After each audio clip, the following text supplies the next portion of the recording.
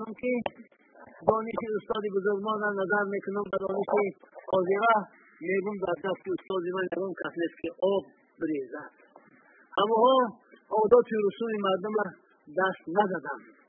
گفتم که خواه قولی باشد خواه فعلی باشد این میراث هیچ از سهو و خطا خالی نیست. برای همین دوستان همیشه جمعیت مونده. این دین مقدس پاک اسلام دین جمعیتی است، دین ایس و جیل است. همه ما و شما باید که کلام کلانی شد بداند، زیر دستان را سیله کنه، خلقان خلقوادیشان را بدانند که پیغمبرانه که جناب رسول اکرم گفتند که دیوانگی چند شاخ دارد. یک شاخش یوشی است، یک شاخ دیوانگی جوانی است. از همین جهت است که پیغمبران تا اگر به 40 نمیرسیدند و به نور معرفت خداوند پرورده شدند آنها مبعوث نمیگردیدند. برای همین دوستان همه کلام شده نمیشوند، همه کلام شده نمیشوند. بگذاریم همه ما و شما از خدای خود بترسیم. مقصد از بندگی ترسیدن از خداست. باید که ما و شما نه دیگه از قفای اهل تشیع بریم، نه از قفای سلف و پلف بریم. ما الحمدلله خودمان دین مقدس پاک اسلام داریم. ببینید این همه جمع دانشمندا هستند. 90% کتاب خواه علم عقاید باشه، خواه عملی یا زبان یا تصوف واجب نوشته است. 90% شد اونها نمیدونستند. برای همین همین گردان تمامونه که 3-4 حرفه میدونیم مردم گرن نکنیم. بگذاریم همین مردم بیچاره بیگناه همین همو او ما مایدهت بدیم به نصیحت کنیم. باید جمله کی بدای واقعی کی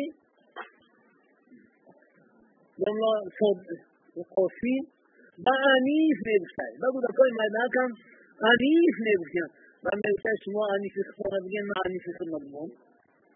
این نصیحت ها از قدیم آمده است. ما یکم جای اشتباه پناهی نداریم. دین ما دین خداست. ان الاسلام یعلی ولا یعلی علیه.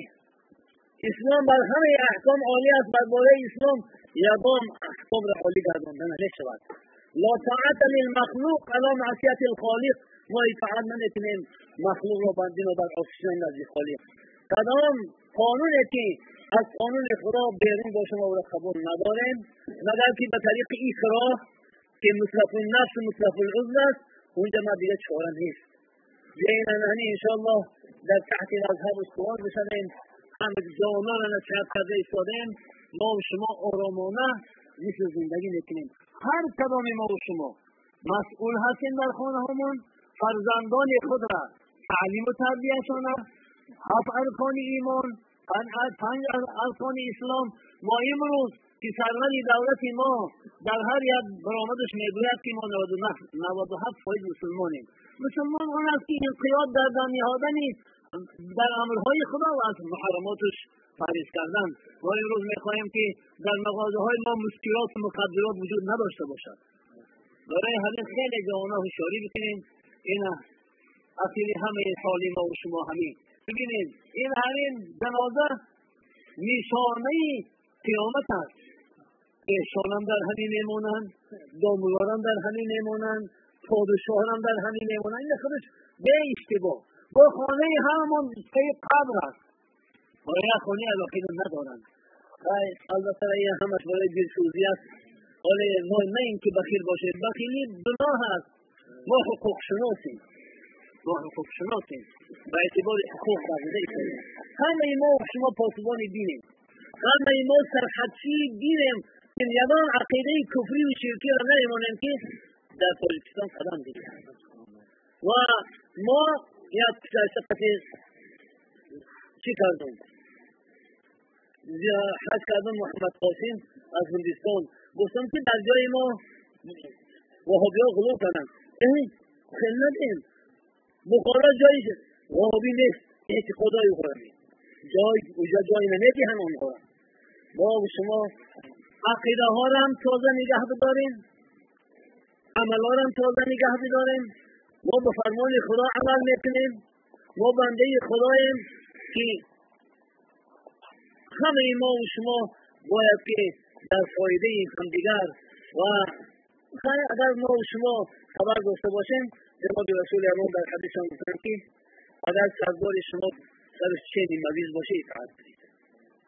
در کلام این همین ایبا مکن که حاصل هر دو جهان یکی است. ایبا مکن این همیگم انتخاب میشود، انتخابات میشود، پیشوا میگیرن. دین اسلام هم خیلی انتخاب دارد، پیشوا دارد.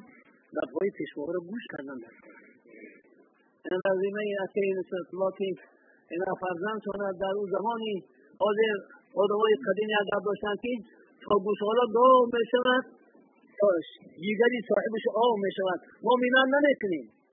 ما اون روزا اینا فرزندو دست تا در جان در کفی دست تحصیل علم کردیم. ما هزارها را تعلیم دادیم، شکر میکنیم. هزارها من 18 سال تحصیل علم کردم، 50 سال درس گفتم، هنوزم نمیدونم. همین را فکر اندیشه کنیم. در ذمه یکی نصرت الله دو حق است که امروز اینا میبریم به خاکدانش و به صاحبش میسپاریم. حق الله و حق العبد. حق الله را به ذات معبودی به خودش حواله میکنیم که بسیار غفور و رحیم است. حق العبد تا بندگان نبستن خداوند نمیبخشد، هیچ کس از سهو و خطا خالی نیست. اگر اتی نصرت الله یعنی خیلی مشکل است و اتی گلوف نظام شریف و اخیاش بدون رب که متعاون میکنم چه خیلی میکنم گفتم برای خشلاق بگرد تا بینتی مالیه بدی مردم کرد و ناستم رو بخشد. این کسان ترازوکاش و دستکت دون بود یدام سهو و خطای شیره باشه بخشیدیم شما. یکم براده این سلمانه که بده به شاهد ما در ذمه این فرزند یک امانت به خرج می‌بریم. ما خودمان مومن براده مومن است. اگر درانی کنه همین مدت درازی میکنیم. خداوند سفری بابی خلیفه را سفر در خاندان و فرزندانش خداوند یک صبری جمیل عطا فرموده باشد. او سوالهایی که هنوز مسئول میشود و من ربک و ما دینک و من نبیک، خدای تو کیست، گیری تو چیست، پیغمبری تو کیست. الهی به شرافت این ماه مبارک مولود نبوی صلی الله تعالی علیه و آله و سلم و به شرافت جماعت مسلمانان خداوند به زبانش جاری در نام من بنده خدایی هستم یگانه هستم و دین من دین مقدس پاک اسلام است و من امتی حضرت محمد رسول الله